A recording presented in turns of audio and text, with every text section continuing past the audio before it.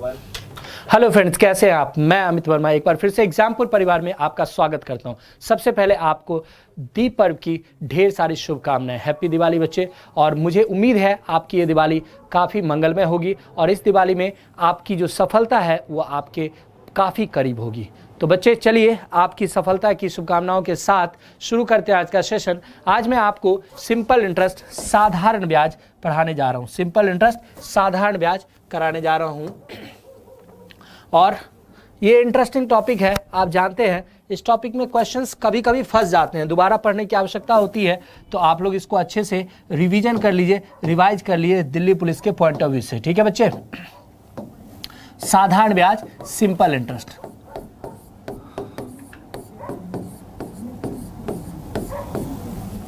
हिंदी में क्या कहते हैं? साधारण ब्याज। ये एक ऐसा टॉपिक है, फंसता है क्वेश्चन यहाँ से। हालांकि ये मुश्किल नहीं है, लोगों को लगता है आसान है। आसान है भी, ऐसा भी नहीं कह सकते डिफिकल्ट। इसके दो एस्पेक्ट हैं। एक एस्पेक्ट तो सच में आसान है, लेकिन एक एस्पेक्ट जो है ना वो थोड़ा सा जो चेंज वाला एस्पेक्ट है ना वो बहुत लोगों को बाउंस जाता है। और बाउंस जाने का सिंपल सा रीजन होता है परसेंटेज का वीक होना। यदि प्रतिशत में आप कमजोर हैं तो कहीं ना कहीं साधारण ब्याज के सवाल आपको बाउंस जा सकते हैं। इसकी संभावना है कि ये थोड़ा सा समस्या आपके लिए ला सकता है। मैं कोशिश करूंगा कि ये रिवीजन के पॉइंट ऑफ व्यू से करा दूं ताकि आपका जो ये समस्या है बाउंस जाने का वो ना हो। देखो बच्चे, आप जानते हैं एसआई साधारण ब्याज बराबर क्या होता है? पीआरटी अपॉन 100 होता है। पीआरटी अपॉन 100 होता है। अगर हम देखें तो यहाँ पर पी प्रिंसिपल को बताता है ब्याज की दर को आर, और टी टाइम को बताता है समय, है ना। मूलधन ब्याज की दर और समय। ब्याज बराबर क्या होता है? मूलधन ब्याज की दर समय। अगर इसी फॉर्मूला को ब्रेक करना चाहें तो P बराबर हो जाएगा SI into 100 upon R into T. इसी तरीके से हो जाएगा बच्चे R बराबर SI into 100 upon P into T. ठीक है। और इसी तरीके से हो जाएगा T बराबर SI into 100 upon P into R। तो ये चार चीजें हैं। और यहाँ पर एक होता है अमाउंट, क्या होता है? मिश्रधन, प्रिंसिपल प्लस ब्याज, प्रिंसिपल प्लस ब्याज। ये पांच चीजें हैं जो आपको फॉर्मूला के पॉइंट ऑफ व्यू से काम आएंगी। हालांकि मैं कहता हूं अवॉइड कीजिए फॉर्मूला से क्वेश्चन को सॉल्व करने का और इसको नहीं लीजिए, लेकिन फिर भी इसको लिखा देता हूं क्योंकि दो बातें बच्चे। एक तो आपका जो एग्जाम है वो काफी प्रिमिटिव, काफी बेसिक्स लेवल के क्वेश्चन आते हैं उसमें। तो अगर आप मेरी टेक्निक्स को नहीं समझ पाते हैं मान लो, और अगर फॉर्मूला से भी कर लेते हैं तो कोई बुरी बात नहीं है, क्योंकि उसमें टाइम का इतना बड़ा रोल नहीं है। इतना नहीं है कि बहुत भागा दौड़ी है, बहुत जल्दी में सॉल्व करना, हमारे पास बहुत कम समय है, ऐसा कहीं भी कुछ नहीं है। आराम से आप तसल्ली से सॉल्व कर सकते हैं बच्चे, आराम से एकदम तसल्ली से सॉल्व कर सकते हैं इस क्वेश्चन को। तो समय की आपको अधिकता होती है, समय की कमी नहीं होती। इसीलिए अगर आप बच्चे इस प्रश्न को फॉर्मूला से सॉल्व कर पाते हैं इस चैप्टर को, तब भी मैं नहीं मानूंगा कि बहुत बुरी बात है या बहुत गलत बात है। आप आराम से कीजिएगा, कोई दिक्कत नहीं है। एक और एस्पेक्ट जो है, अगर उसकी बात करें जो फॉर्मूला के अलावा एस्पेक्ट है, उसको समझने का प्रयास करते हैं। एसआई बराबर पीआरटी अपॉन 100 होता है। अब सवाल है कि पीआरटी अपॉन 100 होता क्यों है? क्यों होता है पीआरटी अपॉन 100? तो बच्चे एसआई बराबर पीआरटी अपॉन 100 इसलिए होता है क्योंकि पी है प्रिंसिपल और आर जो होता है ना वो रेट ऑफ इंटरेस्ट होता है। तो रेट ऑफ इंटरेस्ट में ना परसेंटेज लगा होता है। क्या लगा होता है? परसेंटेज लगा होता है। और फिर टी मतलब टाइम पीरियड, ये होता है। मतलब कि ये परसेंटेज जब यहां पर हम लिखते हैं तो 100 से भाग लगता है। आप जानते हैं इस बात को कि प्रतिशत का मतलब क्या होता है? 100 से भाग करना या डिवाइड करना। तो इसी परसेंटेज के कारण यहां पर 100 से भाग लगता है। इसी प्रतिशत के कारण यहां पर क्या होता है? 100 से भाग लगता है। बच्चे क्लियर है? इसी प्रतिशत के कारण 100 से भाग लगता है। चलिए, तो यहां तक तो ठीक है, कोई दिक्कत नहीं, कोई समस्या नहीं। अब बच्चे देखते हैं अगर हम इसको थोड़ा सा, इस जो परसेंटेज से भाग लग रहा है, अगर हम इसको थोड़ा सा और लिखना चाहें तो हम इसको लिख सकते हैं पी आरटी परसेंट। क्या लिख सकते हैं? पी आरटी परसेंट, या फिर एसआई बराबर आरटी परसेंट। एसआई बराबर आरटी परसेंट ऑन प्रिंसिपल, मूलधन पे लगता है। देखो दो चीजें होती है, आपने याद होगा, आप कोई पेपर देते हैं, कोई परीक्षा देते हैं, सपोज आप दिल्ली पुलिस का एग्जाम देते हैं, ठीक है, दिल्ली पुलिस का एग्जाम देते हैं, और सपोज करो दिल्ली पुलिस नहीं कोई और एग्जाम लेते हैं, सीजीएल प्री ले लेते हैं। सीजीएल प्री ना 200 मार्क्स का होता है। कितने का होता है? 200 मार्क्स का होता है। आपके मार्क्स आए 160। ये कितने आए? 160 आए। परसेंट में कितना कहोगे बच्चे? परसेंट में डेफिनेटली कहोगे कि 80 आया। अगर 160 मार्क्स आ रहा है तो परसेंटेज में कितना आया? 80 आया। आपको पता है ये जो आपका 200 में 160 है ये वैल्यू है, ये क्या है बच्चे, वैल्यू है। और ये जो 200 में 80 है ये परसेंटेज है, ये 200 में 80 क्या है, परसेंटेज है, प्रतिशत है, ठीक है। 200 में 160 क्या है, वैल्यू है, जबकि 200 में जो 80 है ये 160 को जो हम 80% लिखते हैं प्रतिशत है। एक्चुअल में किसी भी चीज को देखने के दो नजरिए होते हैं, दो एस्पेक्ट होते हैं। एक को हम कहते हैं वैल्यू, हिंदी में कहते हैं मान, हिंदी में क्या कहते हैं, मान, ठीक है। और एक को कहते हैं परसेंटेज, प्रतिशत, क्या कहते हैं इसको, प्रतिशत, ठीक है।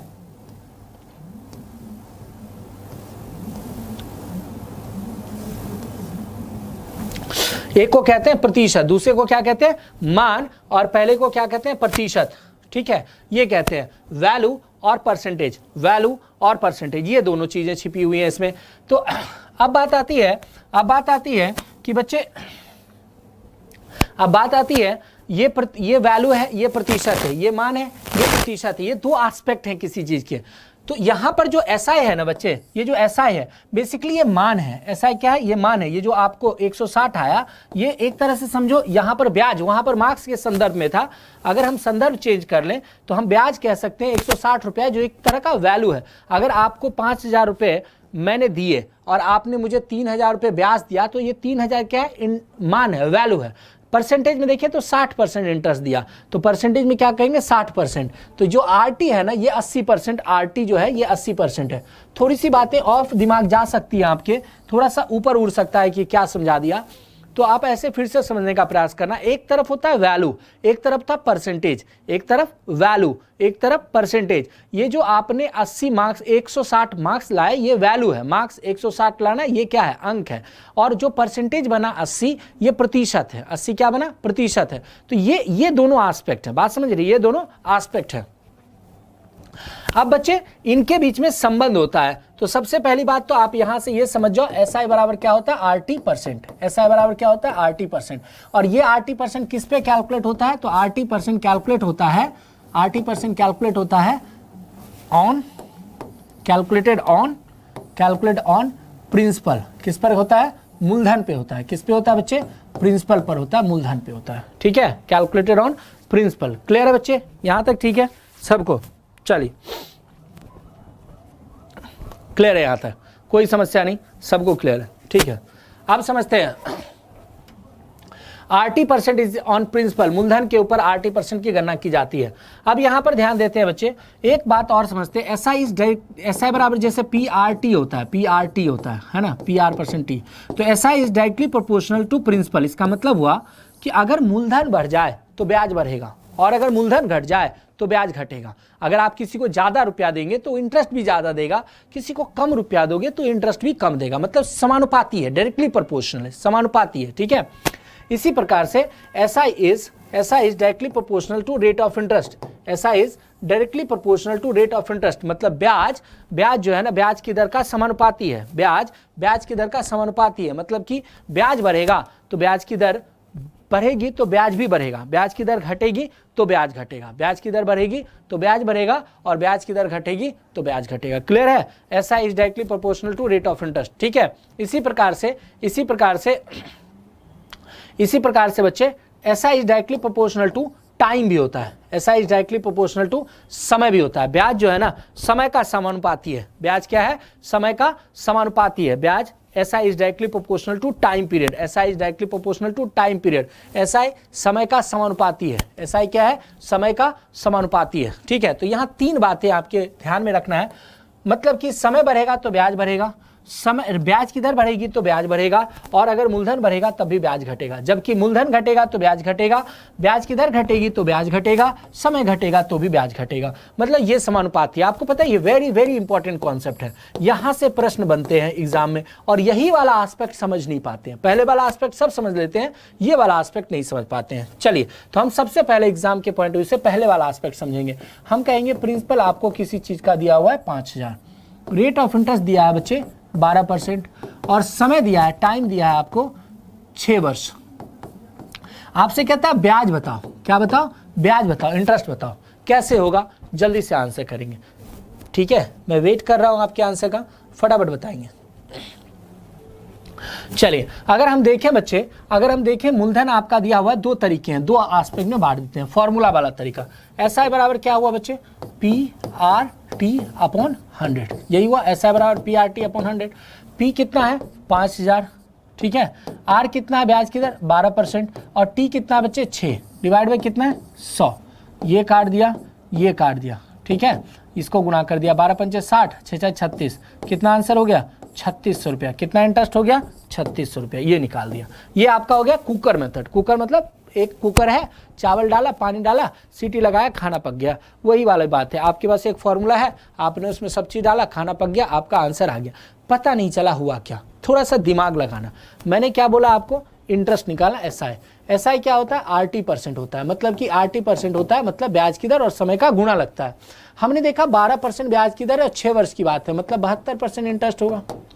अगर 12% ब्याज की दर है और 6 वर्ष की बात है तो कहीं ना कहीं 72% इंटरेस्ट आना चाहिए, 72% इंटरेस्ट आना चाहिए। समझ रहे बात, कितना आना चाहिए 72% या 72% आना चाहिए। अब बात करते हैं 72%।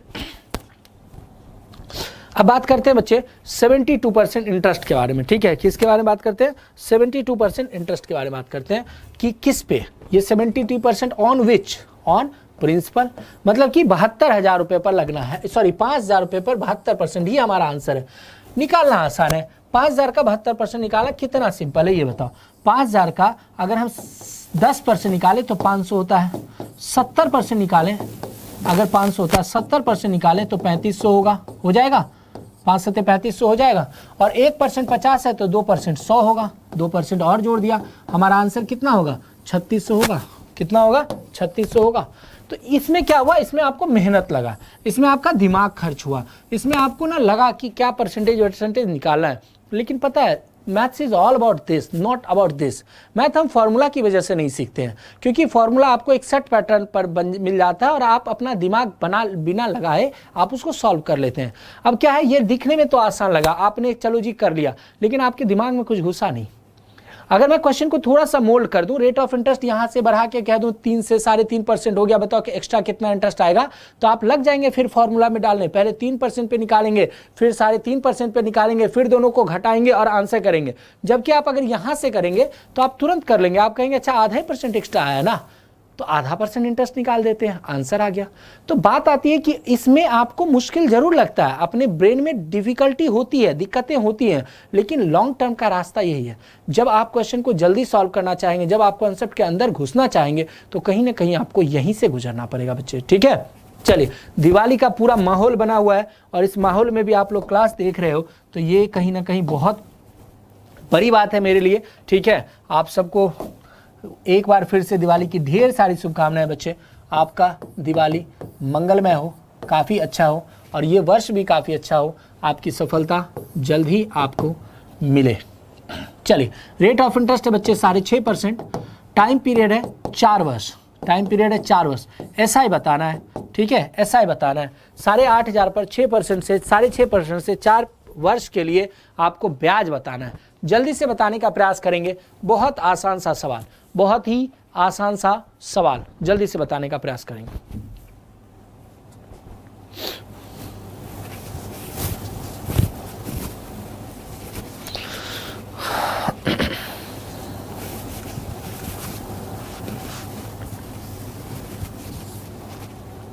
चलिए, आया आंसर बच्चे, आ गया, ओके। मैं अब आपको फॉर्मूला तो नहीं करा, डायरेक्ट कर देते हैं ना। 6.5% से 4 साल में कितना लगेगा, तो 6 दूनी 13 दूनी 26%, हमें इंटरेस्ट लाना है 26%। देखो किसी भी नंबर का जो 10% कितना होता है, एक अंक को छोड़कर आ जाता है, तो 10% कितना हुआ 850। 20% यहाँ से तुरंत निकाल लिया, कितना 1700 हो गया। अब 1% आपका 85 है, तो 6% और निकाल सकते हैं, 6 पंचे 30, 3 6 48 और 3 51, तो ये आ गया आपका 2210। क्या आंसर होगा बच्चे 2210। अगर आप ऐसे नहीं करना चाहते हैं, फॉर्मूला से जाना चाहते हैं कोई बात नहीं, फॉर्मूला से जाइए। SI बराबर कितना है, P मतलब 8500, R मतलब 6.5% और T मतलब 4 डिवाइड बाय कितना होगा 100। ये डेसिमल जाएगा नीचे, एक 10 आएगा, 1 0 1 0 कट गया। अब क्या बचा, ये हो जाएगा 17 और ये हो जाएगा, सबको काट दोगे तो आंसर तो उतना ही आएगा। मैं डायरेक्ट लिख देता हूँ बिना सॉल्व किए, या सॉल्व करके लिखूँ, ये बताओ। ये हो जाएगा बच्चे, पता है कितना, 13 दूनी 26, 26 से गुणा करेंगे 130, 13 26 गुणा 8, 8 दूनी 16, 8 से 48, 208, 208 और 208 और 13, 208 और 13 221, यही होगा 2210 होगा आंसर। क्लियर? चलिए दोनों ही तरीके से करते जाइए। प्रिंसिपल है बच्चे 12,800, रेट ऑफ इंटरेस्ट है 3.25%, टाइम पीरियड है 6 वर्ष, ऐसा ही बताना है आपको, सॉरी 6 वर्ष, ऐसा ही बताना, ब्याज की दर बताना है। जल्दी से बताइए, फटाफट बताइए। 12,800, 3.25%, 6 वर्ष की बात है, ब्याज बताना है, जल्दी से बताएंगे फटाफट।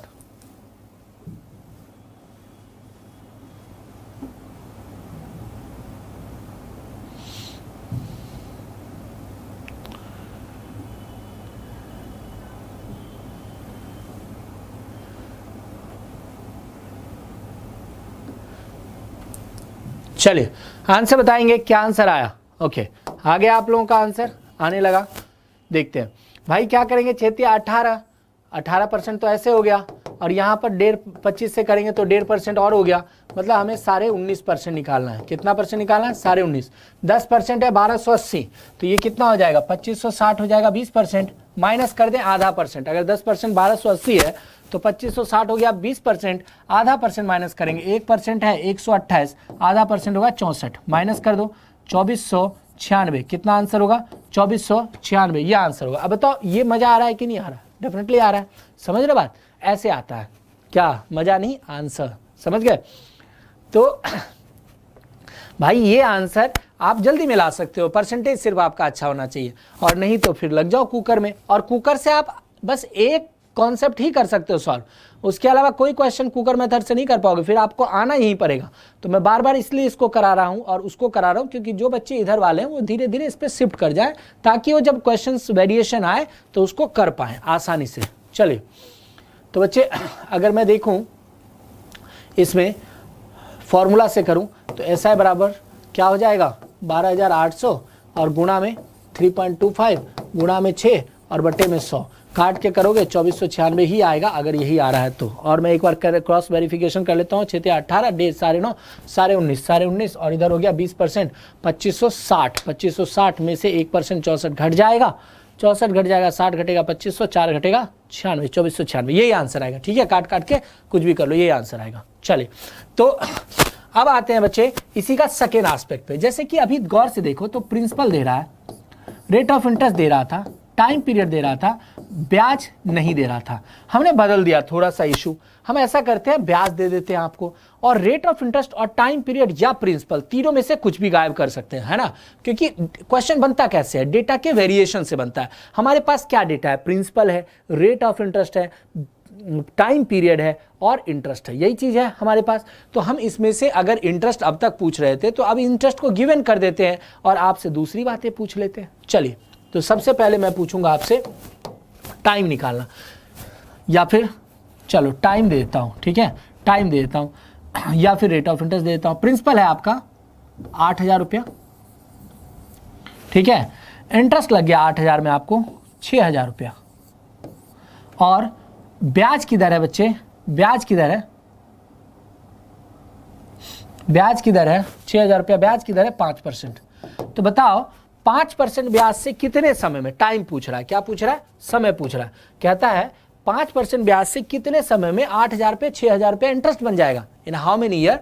8,000 yield 6,000 interest eight 5% per annum. 5% ब्याज की दर से 8,000 पर 6,000, 8,000 रुपये पर 6,000 रुपया इंटरेस्ट आएगा, ये बताना आपको। ठीक है, 6,000 रुपया इंटरेस्ट आएगा, ये बताना आपको। तो क्लियर है सबको? जल्दी से बताइए। चलिए मैं हेल्प करता हूं, देखो ध्यान से समझने का प्रयास करना। 5% का मतलब होता है प्रत्येक साल में 5%। क्या मतलब होता है? प्रत्येक साल में, एक साल में। ठीक है, ये जो 5% पर एनम एक्चुअली पीसीपीए लगा रहता है इसमें, तो पीसीपीए का मतलब होता है percent per annum. Percent per annum, प्रतिशत प्रति वर्ष, क्या होता है प्रतिशत प्रति वर्ष, परसेंट पर एनम, यही मतलब होता है। क्लियर है बच्चे यहां तक? ठीक है, परसेंट पर एनम। ओके, तो प्रतिशत प्रति वर्ष या प्रतिशत प्रति वर्ष, परसेंट पर एनम होता है 5%। अब भाई 8,000 का 5% होता कितना है ये बताओ? 8,000 का 10% 800 होगा, तो भाई 5% उसका आधा होगा, कितना? 400। मतलब कि एक साल में 400 रुपया इंटरेस्ट आता। भाई एक साल में 400 रुपया इंटरेस्ट आता। सवाल है एक साल में अगर 400 इंटरेस्ट आता तो कितने साल में ये इंटरेस्ट आया, कितने साल में 6,000 आया, ये बताना है। तो भाई 400 को डिवाइड कर दो, 6,000 आया ना ब्याज। एक साल में अगर 400 आता तो कितने साल में आता? 0 से कट जाएगा, 4 से 15 साल में आया होगा इंटरेस्ट।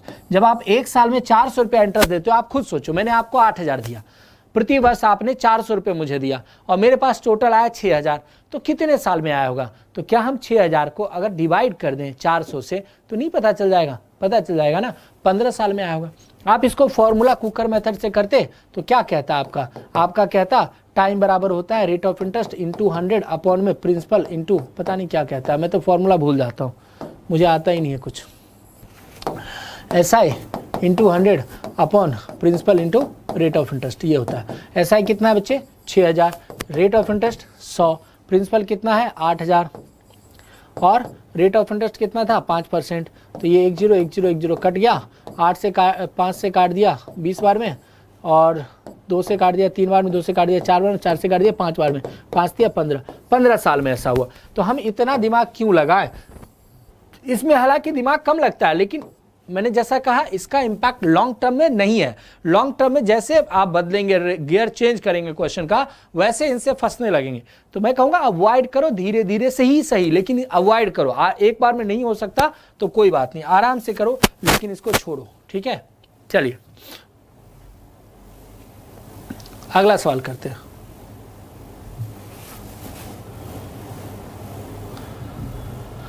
Okay next. तो बच्चे इसी तरह से फिर एक क्वेश्चन दे रहा हूं, 12,500, ठीक है, 12,500 ऐसा है, ब्याज लगा इस पे 9,800, कितना लगा? 9,800 नहीं, 98 नहीं करो, इसको कर दो, चलो 10,000, थोड़ा सा तुम लोग के लिए डाटा आसान रखता हूँ। 10,000 ब्याज लगा, ठीक है। और रेट ऑफ इंटरेस्ट है बच्चे, रेट ऑफ इंटरेस्ट है 2%, कितना है? 2%। बताओ टाइम पीरियड कितने वर्ष में ऐसा लगा, ये बताना है। कितने वर्ष में 2% ब्याज की दर से 12,500 पर 10,000 रुपये इंटरेस्ट आया, ठीक है। कितने वर्ष में 12,500 रुपये पे 10,000 रुपये इंटरेस्ट आया 2% ब्याज की दर से? In how many year? 12,500 yield 10,000 rupees at 2% per annum, eight 2% per annum. Clear है? जल्दी बताइए।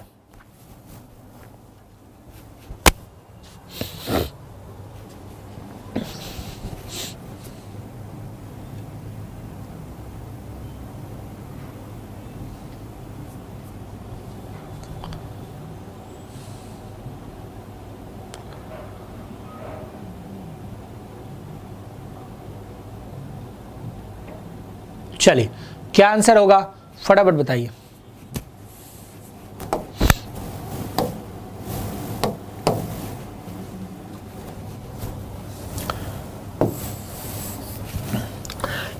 देखो एक साल में अगर मैं बात करूं 2% इंटरेस्ट लग रहा है, 1% है 125, 1% है 125, तो 2% कितना होगा ये बताओ? 250 होगा, ठीक है। 1% है 125, तो 2% कितना होगा? 250 होगा। अगर 10,000 रुपये पे 250 रुपया इंटरेस्ट लग रहा है तो कितने साल में 10,000 रुपये, सॉरी एक साल में अगर 250 इंटरेस्ट लग रहा है तो कितने साल में 10,000 लगेगा, ये निकालना है ना। ये कट जाएगा 4 बार में, ये कट जाएगा 0, 40 साल में। कितने साल में लगेगा? 40 साल में। बताओ आसान सवाल है या मुश्किल सवाल है? आसान है ना, बिल्कुल आसान है। चलिए तो अगर आपको टाइम निकालने देगा तो आप टाइम निकाल लेंगे, रेट ऑफ इंटरेस्ट देगा, टाइम निकालने देगा, इंटरेस्ट देगा, निकाल लेंगे। अब चलो क्या करते हैं, हम रेट ऑफ इंटरेस्ट निकालने पूछते हैं, ठीक है। इसी को थोड़ा चेंज करते हैं, प्रिंसिपल दिया हुआ रहेगा, SI दिया रहेगा, ठीक है, टाइम भी दे देगा। अब आपसे रेट ऑफ इंटरेस्ट कहेगा निकालने, क्या कहेगा? रेट ऑफ इंटरेस्ट, ब्याज की दर निकालो। क्वेश्चन को थोड़ा पलट दिया, तो जैसे मान लो मूलधन कहता है 7,000 रुपया, ठीक है, और समय कहता है 10 साल है, कितना है 10 साल है, और ब्याज कहता है 3500 है। तो कहता है ब्याज की दर बताओ, मतलब 7,500 रुपये पे 3,500 रुपये इंटरेस्ट आ गया, 7,000 रुपये पे 3,500 रुपये इंटरेस्ट आ गया, 10 साल में आया। तो ऐसा कौन सा ब्याज दर है जिसकी वजह से ऐसा हुआ, किस ब्याज की दर से 7,000 रुपये पे 3500 रुपये इंटरेस्ट आया 10 वर्ष में, ठीक है। Eight what rate of simple interest 7,000 yield 3,500 interest in 10 year. चलिए क्या आंसर होगा जल्दी से बताइए। अब मैं देखो इसकी एक खास बात बताता हूँ, ध्यान देना। जैसे देखो R इंटू टी परसेंट लगता है ना, आप जानते हो ना SI बराबर क्या होता है, R इंटू टी परसेंट। तो रेट ऑफ इंटरेस्ट और टाइम पीरियड का गुणा होता है। अच्छा ये बताना, अगर मैं 2 गुणा 3 लिखूं तो 6 आएगा, अगर मैं 3 गुणा 2 लिखूं तो तब भी 6 आएगा क्या? अच्छा तब भी 6 आता है, नहीं 2 गुणा 3 लिखूं तब भी 6 आता है, 3 गुणा 2 लिखूं तब भी 6 आता है। मतलब कि 2 इंटू 3 हो या 3 इंटू 2 हो, कोई डिफरेंस नहीं होता है, ठीक है। 2 इंटू 3 या 3 इंटू 2 हो, कोई डिफरेंस नहीं होता है। क्लियर है यहाँ तक बच्चे? कोई डिफरेंस नहीं होता, बहुत सही। अब मेरी बात ध्यान से समझना, जब 2 इंटू 3 और 3 इंटू 2 कोई डिफरेंस नहीं होता, इसका मतलब है बच्चे, इसका मतलब क्या है, इसका मतलब है 2 इंटू 3 और 3 इंटू 2 कोई डिफरेंस नहीं होता। इसका मतलब है कि मैं R को रेट ऑफ इंटरेस्ट मानूं और रेट ऑफ इंटरेस्ट को टाइम पीरियड मानूं, उससे कोई फर्क नहीं पड़ेगा। रेट ऑफ इंटरेस्ट बन जाए टाइम पीरियड और टाइम पीरियड बन जाए रेट ऑफ इंटरेस्ट, कोई फर्क पड़ेगा क्या? नहीं। तो अगर क्वेश्चन कहता है ना टाइम 10 साल है, रेट ऑफ इंटरेस्ट निकालो, तो हम इसको उलट देते हैं। हम ऐसे समझते हैं कि 10, ये जो है ना 10% है और ये क्या है, रेट ऑफ इंटरेस्ट है। और जो पूछा है ना रेट ऑफ इंटरेस्ट, हम कहते हैं टाइम पूछा है। क्या फ़र्क पड़ता है? सिर्फ नाम का ही तो फ़र्क है। 2 इंटू 3 6 होता है, 3 इंटू 2 6 होता है। अगर 2 को 3 मान ले तो 3 2 ऑटोमेटिक हो जाएगा। अच्छा इससे आसान क्या हुआ? आप कहोगे इससे क्या फ़ायदा, आपने ऐसा क्या कर लिया, इससे क्यों किया? इससे आसान ये हुआ बच्चे कि 1 साल का इंटरेस्ट तुरंत निकल गया, डिवाइड करके आंसर तुरंत निकालोगे। अगर आप टाइम लेते तो अब आपको उल्टा चक्कर पड़ता है, टाइम से डिवाइड करके इंटरेस्ट आता, फिर आपको रेट ऑफ इंटरेस्ट निकालना पड़ता है, जो कि कंपैरेटिवली आपको टेक्निकल होता है, डिफिकल्ट लगता है। उससे अच्छा है ना समय को ब्याज की दर मान लो, टाइम पीरियड को ही इंटरेस्ट मान लो ना, क्या फर्क पड़ जाएगा? हमें कोई फर्क नहीं पड़ेगा क्वेश्चन में, क्योंकि दोनों मल्टीप्लाई में लगे हुए हैं। तो अगर हम देखें बच्चे, अगर हम देखें इस प्रश्न को और हम ऐसे प्रयास करें करने का कि भाई 10% जो है ना रेट ऑफ इंटरेस्ट है, कितना है रेट ऑफ इंटरेस्ट? 10% है। तो 1 साल में 700 रुपया इंटरेस्ट लगा होगा, 3500 रुपया इंटरेस्ट। अगर 1 साल में 700 इंटरेस्ट लगा होगा तो 3500 रुपया इंटरेस्ट लगने के लिए 5 साल चाहिए, 5 साल चाहिए ना। तो इसका मतलब जो टाइम पीरियड है वो 5 साल होना चाहिए, और रेट ऑफ इंटरेस्ट इसका मतलब 5% होना चाहिए। रेट ऑफ इंटरेस्ट कितना होना चाहिए? इसका मतलब 5% होना चाहिए, ठीक है। कितना होना चाहिए? 5% होना चाहिए। क्लियर? कितना होना चाहिए? 5% होना चाहिए। सबको क्लियर? पक्का? सबको क्लियर? चलिए चलिए, सबको क्लियर? चलिए एक बार और ट्राई करेंगे इस कॉन्सेप्ट को, एक बार फिर से। मजेदार क्वेश्चन है। प्रिंसिपल है सपोज करो 18,000 रुपया, ठीक है। ऐसा है इस पे 10,800 रुपया, टाइम पीरियड है 5 वर्ष, रेट ऑफ इंटरेस्ट निकालना है, ब्याज की दर क्या होगी ये बताना। मैंने आपको बोला ब्याज की दर को समय मान लो, समय को ब्याज की दर मान लो और काम उलट दो, आपका काम आसानी से हो जाएगा। जल्दी से करके आसानी से आंसर बताएंगे, फटाफट करके जल्दी से बताएंगे। बहुत ही अच्छा सवाल आपके सामने, बहुत ही आसान सा सवाल, जल्दी से बताएंगे।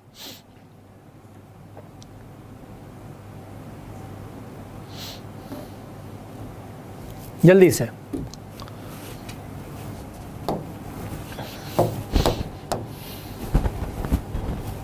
चलिए मैं बता दूं, मैंने क्या बोला, इसको मान लो रेट ऑफ इंटरेस्ट, तो 5% रेट ऑफ इंटरेस्ट हो गया। तो भाई 18,000 का 10% कितना होगा? 1800 होगा। तो इसका मतलब इंटरेस्ट 5% कितना होगा? डेफिनेटली ये 900 होगा। तो 900 इंटरेस्ट आ गया, और 900 इंटरेस्ट से टोटल इंटरेस्ट 10,800 लगा है। टोटल कितना लगा है? 10,800 रुपया लगा है। कितने से? 900 से। तो आपको 1 साल का पता चल जाएगा रेट ऑफ इंटरेस्ट कितना है। तो 1 साल का 12% है। 12% को फिर रेट ऑफ इंटरेस्ट वापस से मान लो, तो ये कितना हो जाएगा? 12% हो जाएगा, ठीक है। कितना हो जाएगा? 12% हो जाएगा। मतलब 12% की दर से ऐसा होगा। ठीक है, मैं कह रहा हूं, मेरी बात समझ रहे हैं, ब्याज की दर को समय मान लो, समय की ब्याज दर मान लो, इससे क्वेश्चन आसान हो जाता है। ठीक है, इससे क्या होता है, आसानी होती है। ये पिछले वाले कन्वर्ट हो गया और आपका काम आसानी से हो गया। चलिए यहां तक तो ठीक है। अब है प्रिंसिपल को गायब कर दें। प्रिंसिपल को भी गायब कर सकते हैं, जैसे कि प्रिंसिपल पे क्वेश्चन मार्क लगा दें। एसआई कहता है 3000 है, एसआई कहता है 3000 है, और रेट ऑफ इंटरेस्ट कहता है 2% है। ठीक है, कितना है, 2% है, और टाइम पीरियड कहता है 5 वर्ष है। तो कहता है किस मूलधन पर 3000 रुपया ब्याज आएगा 2% ब्याज की दर से 5 वर्ष में, 2% ब्याज की दर से 5 वर्ष में। क्लियर है, मतलब at what rate of on what principal 3000 interest will be received in 5 year at 2% per annum, in 5 year at 2% per annum. किस ब्याज की दर से 2%, किस ब्याज की दर से 5 वर्ष में 3000 रुपया इंटरेस्ट आएगा। ठीक है, आपको बस इतना बताना है, जल्दी से बताना।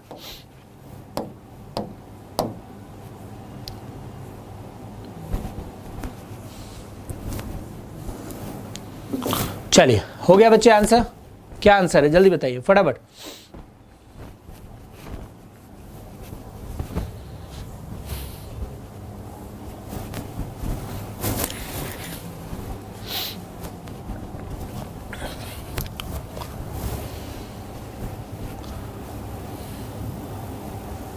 चलिए अभी हम लोग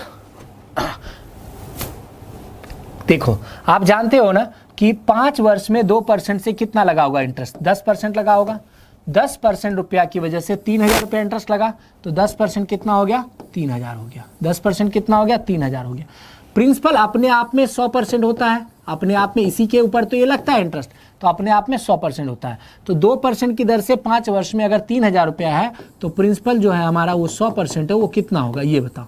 तो 3000 डिवाइड बाय 10% और मल्टीप्लाई बाय 100%। ठीक है, तो ये कट जाएगा, ये होगा आंसर 30,000। प्रिंसिपल कितना होगा बच्चे, 30,000। आप लोग का भी आंसर यही आ रहा है। चलिए सही आंसर है, बिल्कुल क्लियर है, यहाँ तक कोई भी दिक्कत नहीं है। हम लोग एक एस्पेक्ट कवर कर जाएंगे अभी, और फिर दूसरा एस्पेक्ट जो है ना बच्चे, उसको हम लोग अगली क्लास में कवर करेंगे। ठीक है, जो सेकेंड एस्पेक्ट है।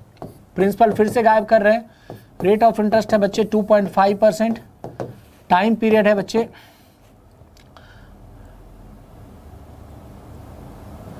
टाइम पीरियड है